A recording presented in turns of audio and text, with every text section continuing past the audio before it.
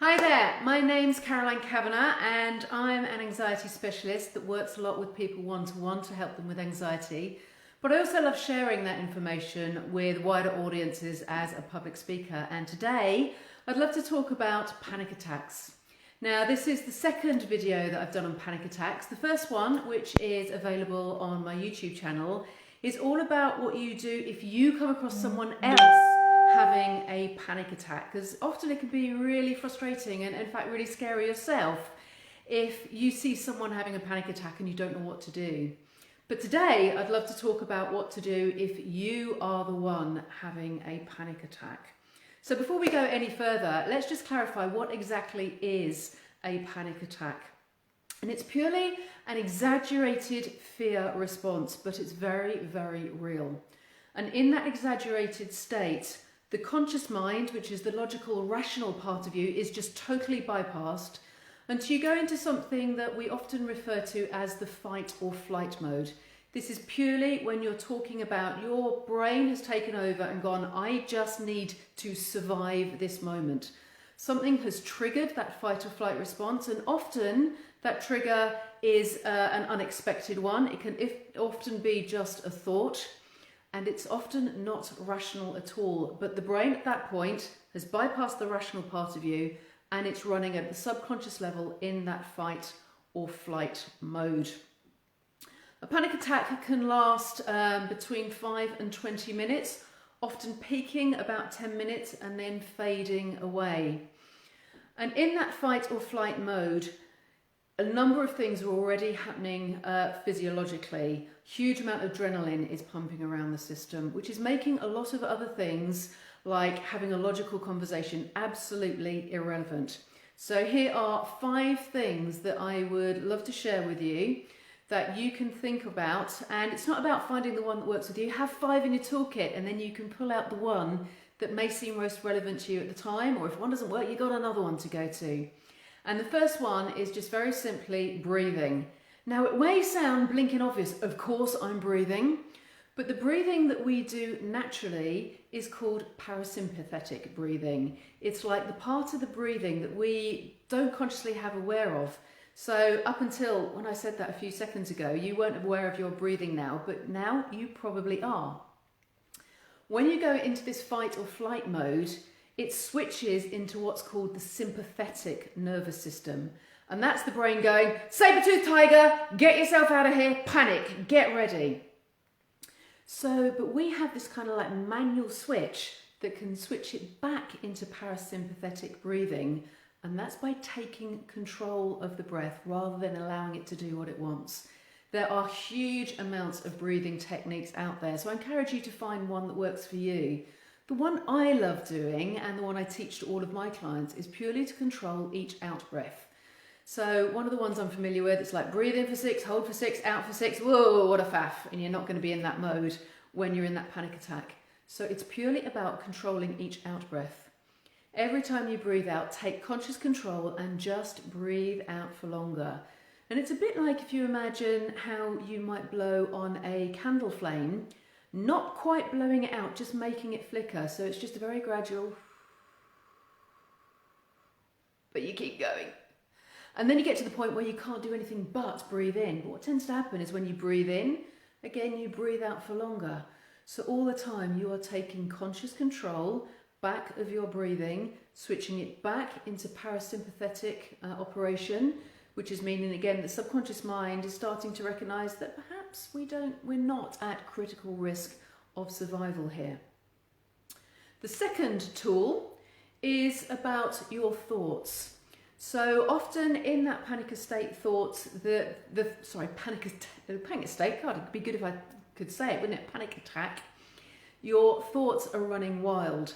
So it's latch onto one. And it's a bit like how people in the past have used mantras. Have a little phrase that you just keep repeating to yourself. My favourite one is, this too shall pass. This too shall pass. This too shall pass. And just having that repetition of that tiny little phrase, 4 or 5 words, gives you focus. But it also, I find that I love that phrase because it gives you hope. You know the panic attack isn't going to go on forever. So this too shall pass.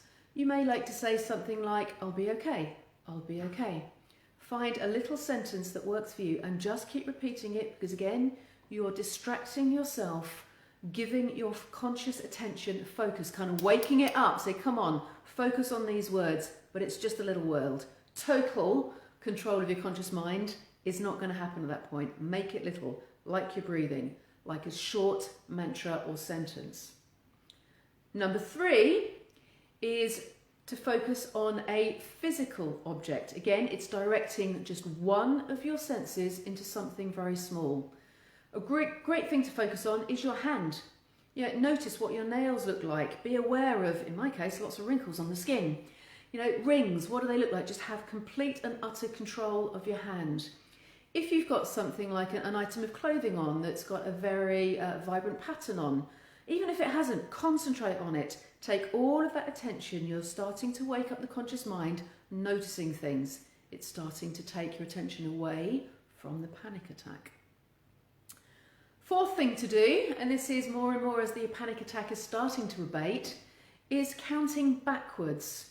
We're all very familiar with those numbers. So again, it doesn't require a huge amount of mental energy, but just start normally from something like 100, 99, 98, 97, 96. Some people like to close their eyes. For others, closing their eyes can actually heighten their anxiety because suddenly they've got even more focus on what's going on in here, whereas out there is stable. So again, play around with that, whether you feel better having your eyes closed or better having their eyes open. But counting, getting back in control, and it's also very systematic, gets this perception of being in control again. And then the last thing, which again, as we're getting further and further out of the height of the panic attack, is a little mindfulness exercise. And this is now directing your attention to the different senses. So if you've looked at your hand, then move your attention to your hearing. Be aware of what you can hear. Are there people around you? And it's just about noticing it. Spend 10 seconds just listening really, really acutely, and then move it to your sense of smell. What smells are there around? Then move it to your sense of feeling, your kinesthetic sense. Be aware of how the ground feels underneath your feet.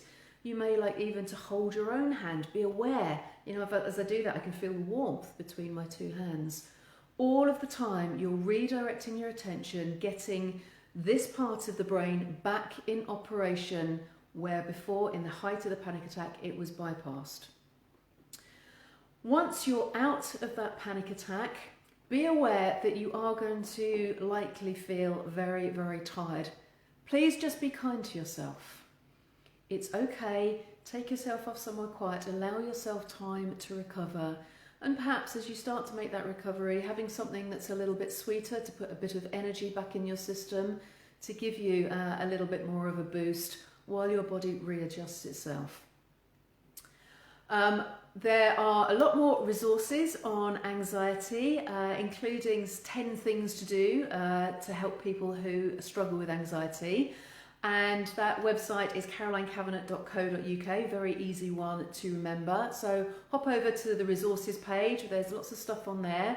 And actually at the moment it's Black Friday today as I record this. There's a couple of offers on there that relate to Black Friday as well. So just a very quick rerun, 5 things that you can do if you are in a panic attack. Control your breathing, and for me, controlling the out breath is the easiest thing that you can do. And easy is the important element when you're in the midst of a panic attack. Second thing is have a little mantra or saying that you just keep repeating. Mine is, this too shall pass. Third thing is focus on a physical object. I like using your hand because it's always there with you. But it can be any physical object, or as I said, something like a material of some of the clothes that you're wearing. Number 4, counting backwards from 100. And the 5th one, extending that mindfulness out to all of your senses. So if you've never had a panic attack before, there's every chance that you may have one at some point. That doesn't mean there is anything wrong with you.